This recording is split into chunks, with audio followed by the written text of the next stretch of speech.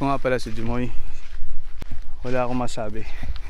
Dito po kami ngayon sa campsite, which is about 2 hours away from where we live. This one's in Cessnock, New South Wales. So ito po, tapos na kami kaninang kumain. Maaga kasi baka magdilim.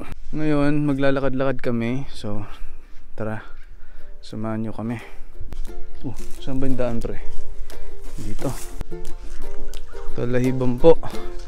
Sabi nung pinaka-property owner, mag-iingat daw kami sa ahas. Marami daw red bellies tsaka brown snakes dito. Yun yata yung mga delikadong ahas talaga. Kuha tayo ng panggawa ng ingay habang naglalakad.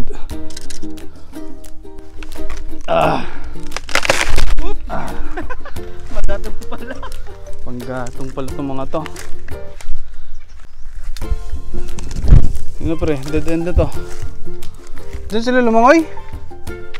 Posible. Tingin ko hindi dito eh. Tingin ko dun eh. Inano lang nila yan eh. Tingin ko dun sila dumaan eh. Tara, balik tayo dun.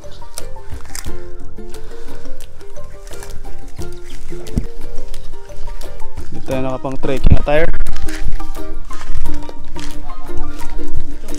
Oo nga, gas-gas ang ating makikinis ng mga binti.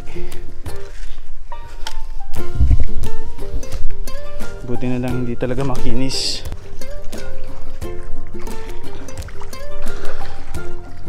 Kasama ko si Mac Hernandez. Masugod po siya sa baha. Parang baha lang mga kaibigan. Medyo malalim na brad. Rico, nagasgasan agad yung aking tuhod.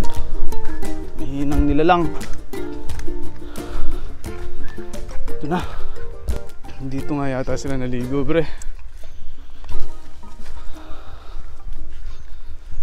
Uy, ay ganda. Ala, ang ganda oh. Ala, ganda mo.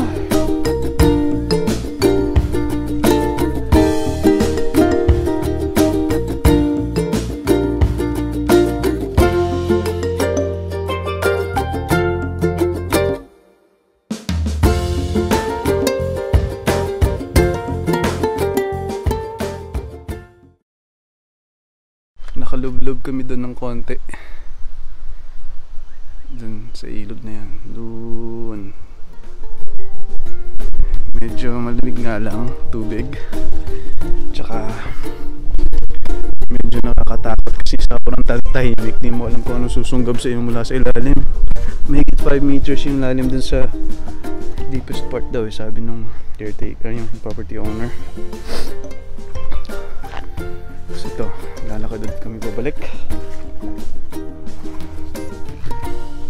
Susulong ulit kami dun sa masukal na daanan.